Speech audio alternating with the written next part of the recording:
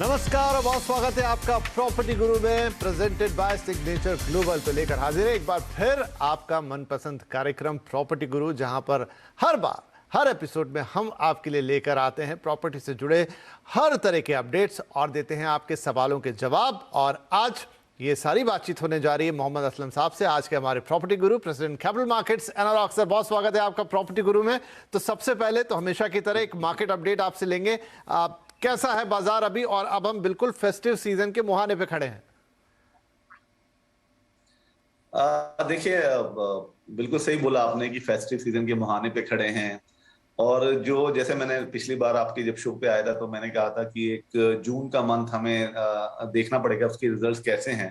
तो as expected क्योंकि काफी चीजें हुई, इन्फ्लेशन के बारे में बहुत बातें हुई, रेट ऑफ इंटरेस्ट बैंक्स ने बढ़ा दिए थे 0.9 बेसिस के हिसाब से, 90 बेसिस पॉइंट उन्होंने बढ़ा दिए।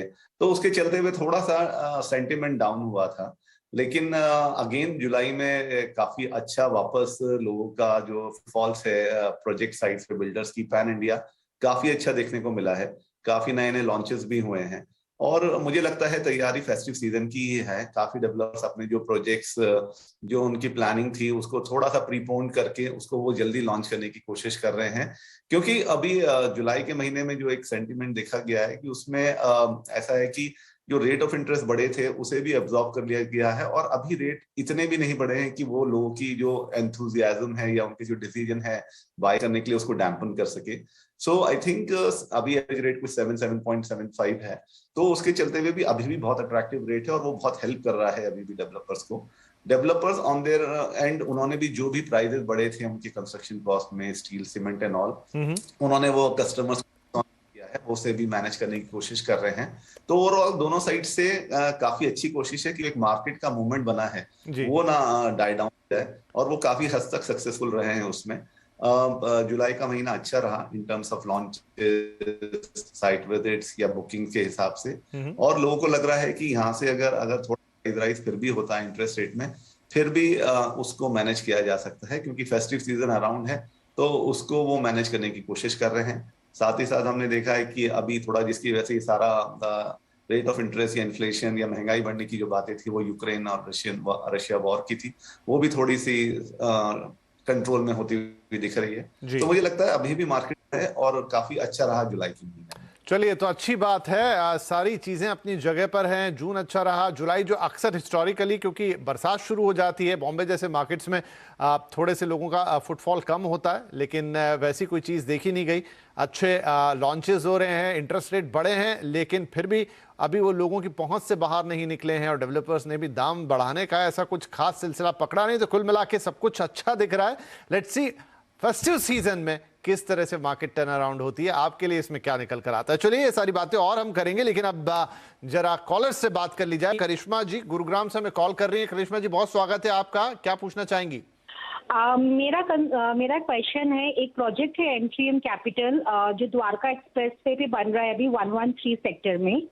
तो मैं वहाँ पे एक परचेज करने के लिए सोच रही हूँ फॉर एंड यूज 3 BHK। तो मेरा जाने और उसकी जो डिलीवरी पोजीशन है वो 3.5 साल के बाद होगी, लगभग एंड ऑफ 2025 या फर्स्ट हाफ ऑफ 2026।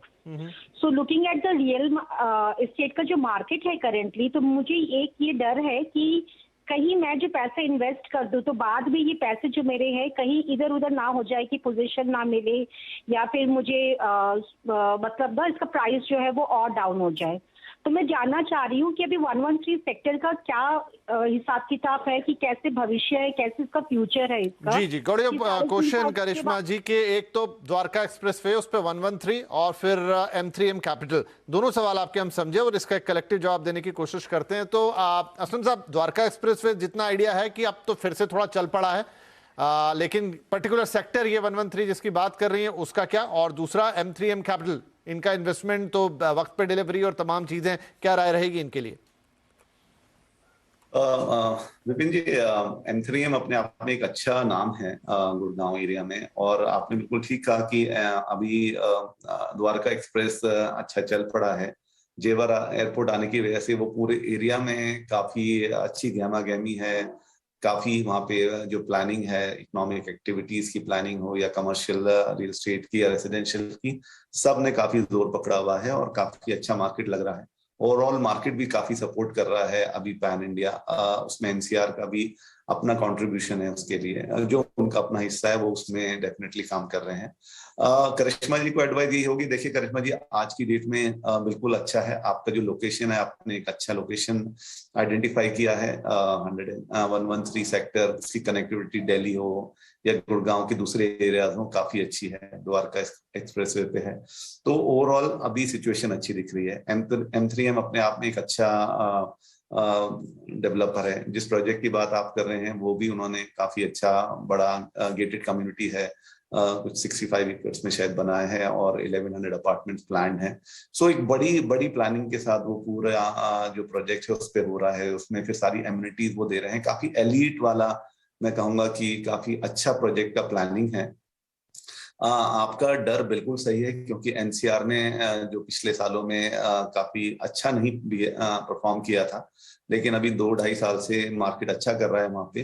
तो ये एक जो हमारा डर रहता है रियल एस्टेट को रह के, वो रहेगा ही उसमें, मतलब उसका कोई सॉल्यूशन तो नहीं मिल सकता आज की डेट में। लेकिन अगर आप जो मैंने फैक्टर्स बताए उसके हिसाब से फ्यूचर अच्छा दिखता है। फिर भी मैं कहूंगा क्योंकि एक अंडर कंस्ट्रक्शन के लेकर जो एक कहते हैं कि एक्सपीरियंस है वो अच्छा नहीं है एनसीआर में।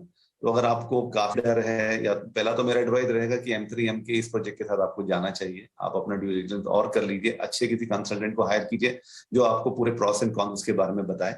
लेकिन अगर आपको बिल्कुल भी डर है और वो नहीं करे तो फिर मेरा एडवाइस होगा कि आप किसी रेडी टू मूव प्रॉपर्टी में देखिए, जहाँ पे आपको ये डर बिल्कुल निकल जाएगा कि आपका पैसा कभी बाद में प्रोजेक्ट कंप्लीट होगा, डिले होगा, क्या होगा, क्योंकि उसके बारे में कोई भी सर्टेनिटी से नहीं बता सकता।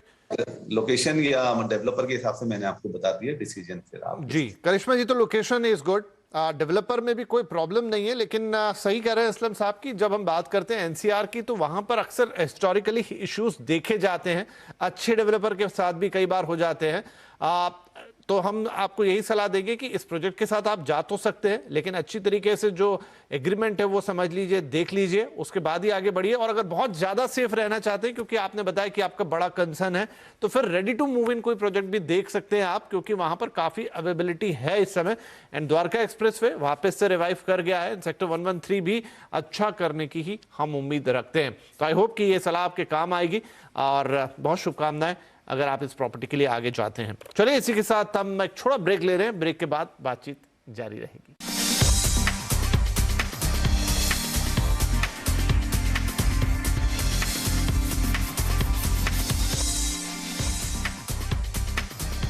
वेलकम बैक, आप देख रहे हैं प्रॉपर्टी गुरु और हम दे रहे हैं आपके सवालों के जवाब। मोहम्मद हसन साहब हमारे साथ बने हुए हैं, आज हमारे प्रॉपर्टी गुरु हैं। तो चलिए अब फटाफट आगे बढ़े। पल्लव कुमार है अब हमारे साथ फोन लाइन पर पटना से। पल्लव जी, बहुत स्वागत है आपका, क्या पूछेंगे आप?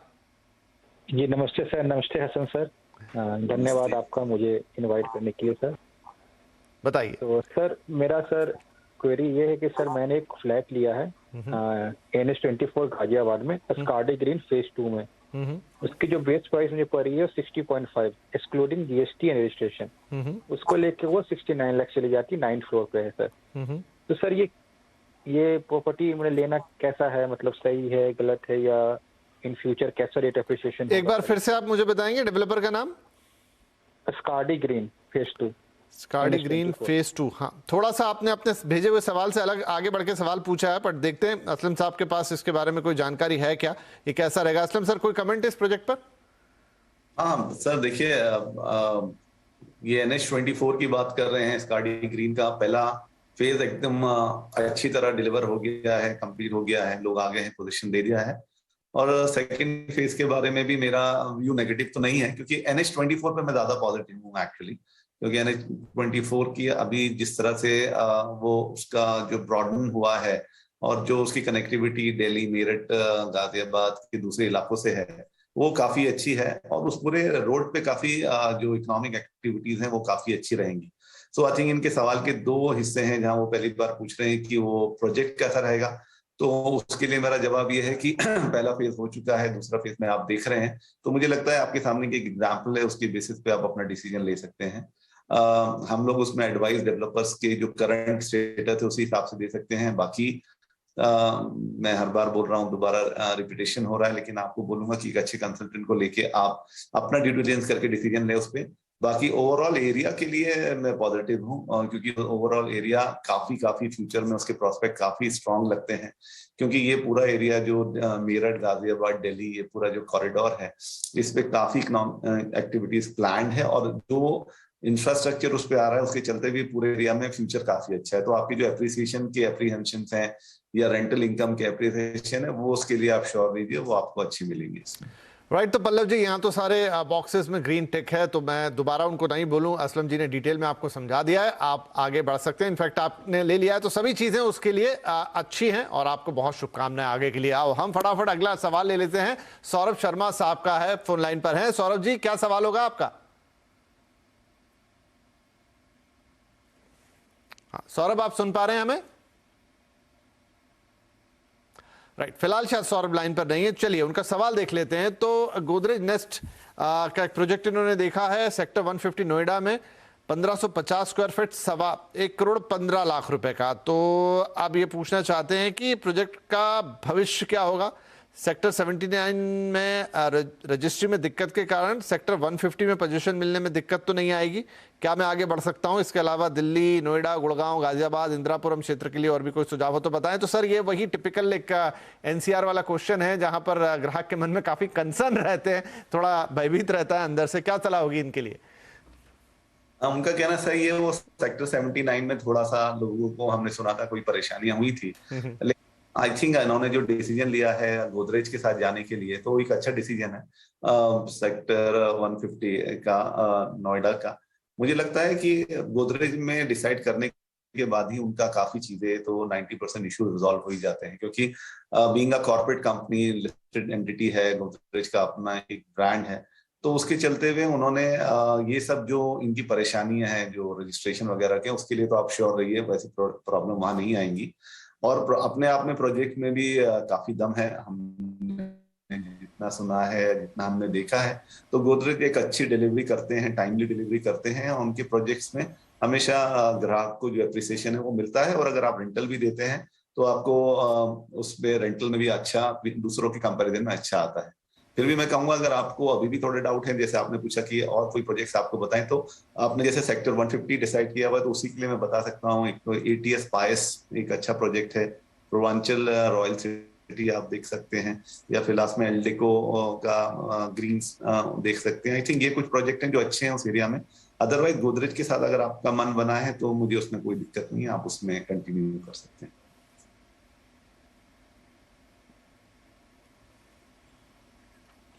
राइट, तो यहाँ पर सौरभ साहब, आपकी शंका का निवारण मुझे लगता है कर दिया असलम साहब ने। कुछ कंसर्न रहते हैं हाँ, लेकिन फिर भी अब ऐसा नहीं कि प्रॉपर्टी का काम बंद हो जाएगा, लेकिन किन चीज़ों का ध्यान रखना है, कैसे देखना है, और क्या अन्य विकल्प हो सकते हैं, वो सब उन्होंने आपको डिटेल में बता दिए। तो असलम जी, बहुत बहुत शुक्रिया, वक्त निकाला आपने आज कार्यक्रम के लिए और हमारे दर्शकों के सवालों के जवाब दिए, ढेर सारी बातें हमसे रियल एस्टेट पर की, और आज के इस कार्यक्रम में आप शामिल हुए, तो बहुत शुक्रिया एक बार फिर से। और वक्त एक छोटे से ब्रेक का, ब्रेक के बाद हम लेकर चलेंगे आपको गुरुग्राम और दिखाएंगे सिग्नेचर ग्लोबल के नए SEO प्रोजेक्ट की झलकियां।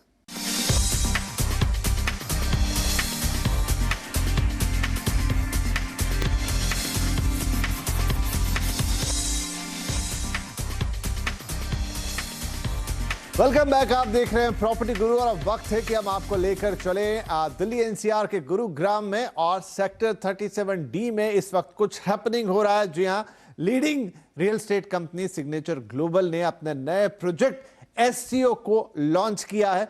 तो लॉन्च की कुछ झलक देखते हैं और देखते हैं, एक नजर डालते हैं कि कैसा बन के आएगा सिग्नेचर ग्लोबल का ये प्रोजेक्ट।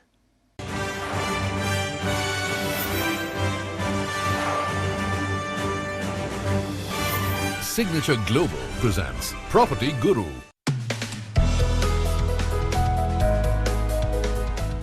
गुरुग्राम में विकास के सभी क्षेत्रों में एक अभूतपूर्व ग्रोथ देखी गई है। विशेष रूप से उद्योग और शहरीकरण में आज ये multinational companies real estate, shopping mall और कॉर्पोरेट हब का केंद्र बन गया है। इसी के मद्देनजर देश की लीडिंग रियल एस्टेट कंपनियों में से एक सिग्नेचर ग्लोबल ने अपना नया project signature global SCO launch किया है। हाल ही में इसका भूमि पूजन भी संपन्न हुआ। आज हमने भूमि पूजन किया सिग्नेचर ग्लोबल SCO 37D का, जिसका साइज है 2.38 एकड़। और अगर हम देखें तो आसपास 37D में रेसिडेंशियल प्रोजेक्ट तो बहुत सारे हैं, पर इस तरह का कोई रिटेल का हब नहीं है। तो मेरा ऐसा मानना है कि आने वाले समय में जितने भी लोग यहाँ रह रहे हैं, जो भी यहाँ के निवासी हैं, उन लोगों के लिए रिटेल के इस हब का बहुत फ़ायदा होने वाला है। उनकी ज़रूरत की सारी चीज़ें यहीं पूरी हो जाएंगी, उनको और कहीं जाने की नीड नहीं है।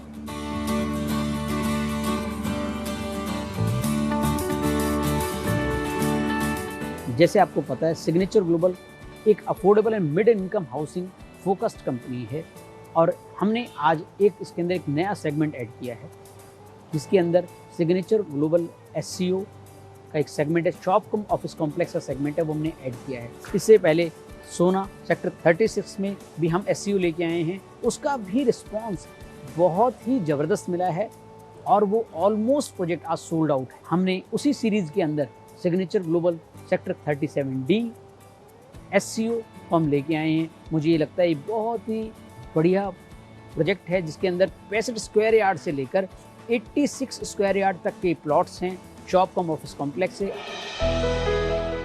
सेक्टर 37D गुरुग्राम में स्थित सिग्नेचर ग्लोबल SCO तकरीबन 2.385 एकड़ में फैला हुआ है।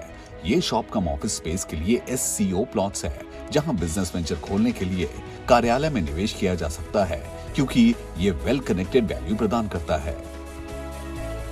जो signature global SCO sector 37D है, ये सबसे पहले तो सेक्टर 37D का पहला SCO है। ये इस एंगल से सबसे ज़्यादा खास है, और क्योंकि आपको पता है सेक्टर 37D एक वेल हैबिटेड, सेंट्रली लोकेटेड, एक अच्छा रेजिडेंशियल सेक्टर है, क्योंकि ये पहला SCO है। इससे पहले कोई भी SCO नहीं आया हुआ, तो इस SCO पे जो लोगों की डिपेंडेंसी है, मुझे लगता है बहुत ज़्यादा होने वाली है। अब जब भी कभी किसी शॉपिंग कॉम्प्लेक्स पे एक अच्छे रेजिडेंशियल पोर्शन की, एक अच्छी हैबिटेड सेक्टर की डिपेंडेंसी आती है, तो वहाँ पर ग्रोथ की अपॉर्चुनिटी क्रिएट हो जाती है। और क्योंकि इसमें अंदर हम लोग जो इस 65 स्क्वायर यार्ड से लेकर 86 स्क्वायर यार्ड के प्लॉट्स दे रहे हैं, और उनमें अच्छे बड़े बिग ब्रांड्स आने वाले हैं, यहाँ पे फन, फूड और फैशन की सारी ज़रूरतें पूरी होने वाली हैं, तो मुझे लगता है कि यहाँ पर अगर आप इन्वेस्टमेंट करते हैं तो यहाँ पर ग्रोथ होने की जो चांसेस हैं वो बहुत बढ़िया होने वाले हैं। ये प्रोजेक्ट एक एस्टैब्लिश्ड हैबिटेट के पास है, जो शानदार इंफ्रास्ट्रक्चर के साथ NH8 के हीरो होंडा चौक और द्वारका एक्सप्रेसवे के निकट होने की वजह से बेहतर कनेक्टिविटी भी ऑफर करता है। जहाँ तक कनेक्टिविटी के लिहाज से इस प्रोजेक्ट की बात करें, तो ये एक वेल हैबिटेड सेक्टर है।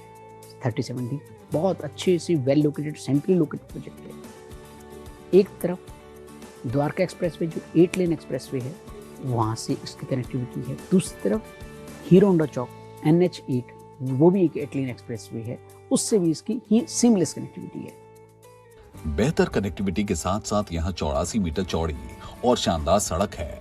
इन प्लॉट्स में basement plus ground plus 4 floors के साथ पर्याप्त कार पार्किंग भी बनाई जा सकती है। अब SCO होता क्या है, ये एक इम्पॉर्टेंट बात है, समझने की जरूरत है। शॉप कम ऑफिस कॉम्प्लेक्स मींस इसके अंदर जहाँ तक कंस्ट्रक्शन के लिहाज से बात करें, इसके अंदर हम जो प्लॉट्स दे रहे हैं उसके अंदर आप बेसमेंट, ग्राउंड प्लस 4 स्टोरी तक के आपके शोरूम प्लस ऑफिसेज बना सकते हैं।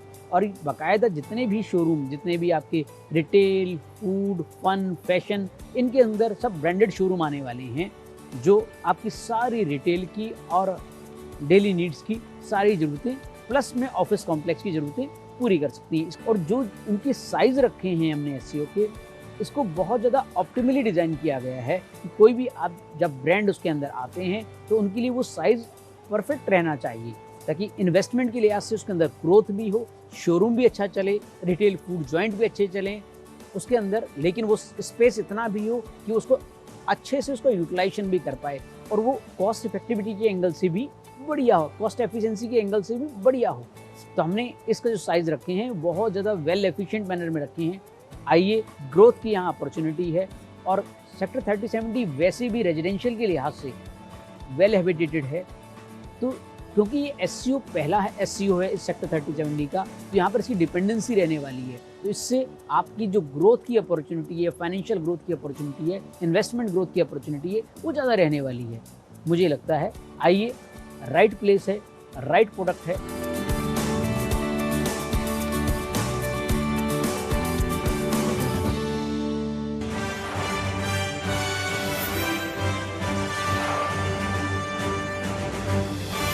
Signature Global presents Property Guru.